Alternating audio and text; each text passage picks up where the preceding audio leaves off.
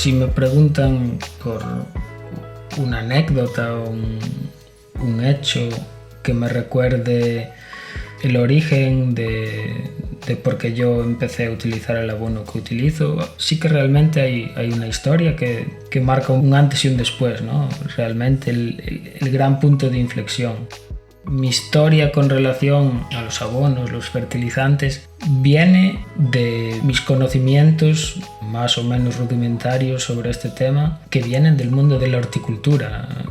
Yo me crié de niño trabajando mucho con mi abuela, ayudándola en el campo, y todos mis conocimientos que tenía acerca de esta materia venían de ahí. Yo en origen, cuando empecé en el mundo del bonsái, lo que ocurrió es que utilizaba sustratos que de por sí ya eran bastante ricos en materia orgánica, y nunca tuve necesidad de tener que abonar aquellas plantas que cultivaba en mis inicios. De hecho, los mayores problemas que tenía dentro de este campo no eran asociados al cultivo, sino más a temas de estética, de desconocimiento total y absoluto de las técnicas a aplicar, falta de herramientas, etc. Pero sí que aquellas plantas, aquellas primeras que tuve, sorprendentemente muchas de ellas funcionaban bien, crecían bien, estaban fuertes y sanas.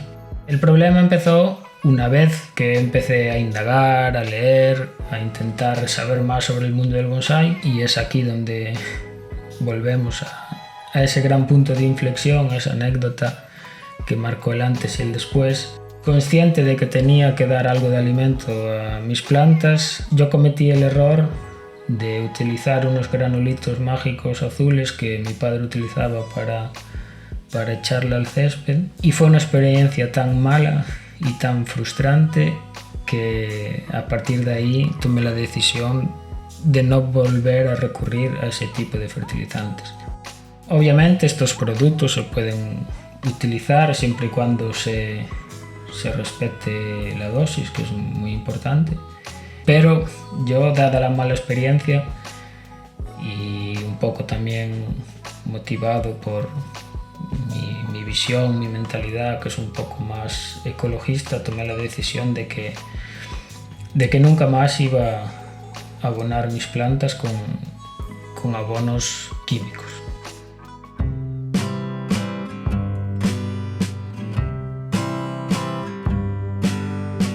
Digamos que hoy en día muchos de los problemas que hay en las plantas vienen dados por el abuso de los productos químicos. Estos productos son muy agresivos, mucho más de lo que parece o mucho más de lo que nos dicen, no solo para las plantas en sí, sino para nosotros mismos cuando los aplicamos, especialmente, y quizás en este caso, centrándonos en el bonsái, lo más importante, para el ecosistema que vive en nuestras macetas. Nosotros estamos trabajando con plantas, con árboles que intentamos mantener fuertes y sanos, que están desplazados de su zona de confort, no están creciendo en el suelo, están creciendo en una maceta.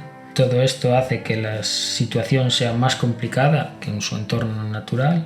Y en esa maceta nosotros debiéramos reproducir el ecosistema que rodea a la planta cuando está viviendo en condiciones naturales. Ahí hay un montón de organismos que entran en juego y que ayudan a la planta a crecer fuerte y sana, que cuando nosotros aplicamos productos químicos los estamos matando, los estamos destruyendo, y en parte lo que estamos haciendo es destruir gran parte del mecanismo de defensa que la planta tiene para evitar ser atacada o para evitar caer enfermo.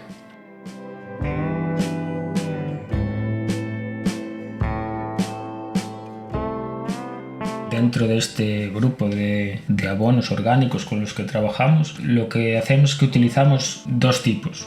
Por un lado utilizamos un abono sólido en bolas y por otro lado abono líquido. Lo que hacemos es que combinamos ambos por el siguiente motivo. Vivimos en una zona en la que gran parte del año suele llover bastante, y entonces el abono sólido tiene bastante sentido y es muy práctico y muy útil. ¿Qué ocurre cuando no llueve? Cuando no llueve, el abono sólido en bolas que estamos aplicando no es tan efectivo.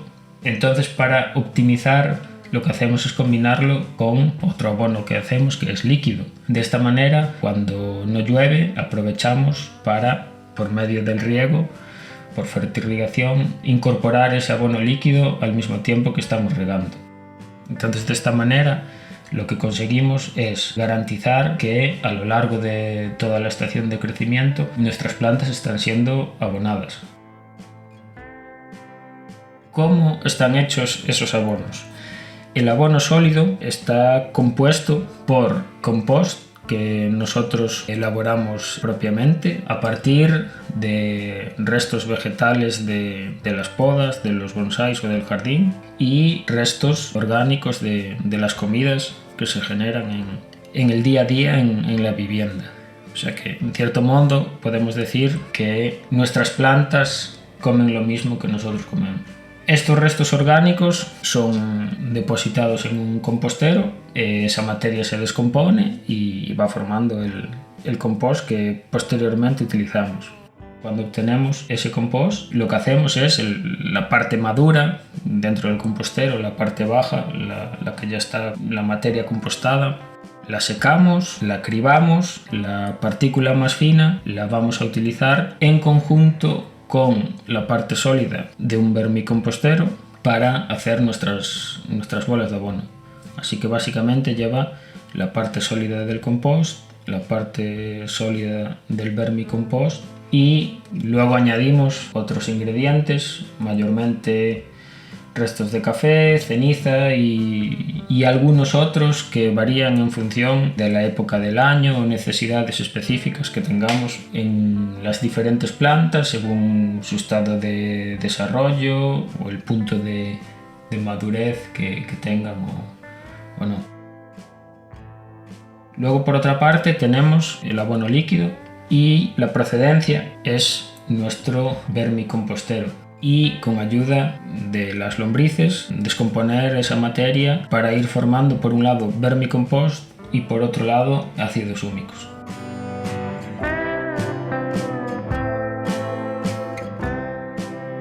Es algo muy sencillo, muy básico, que no requiere mucho esfuerzo, mucha dedicación y que con coste prácticamente cero nos permite abonar nuestras plantas de una forma orgánica, natural y ecológica, sin dañar el ecosistema que se genera en el interior de las macetas en las que cultivamos nuestras plantas, y no solo no dañarlo, sino enriquecerlo y mejorarlo.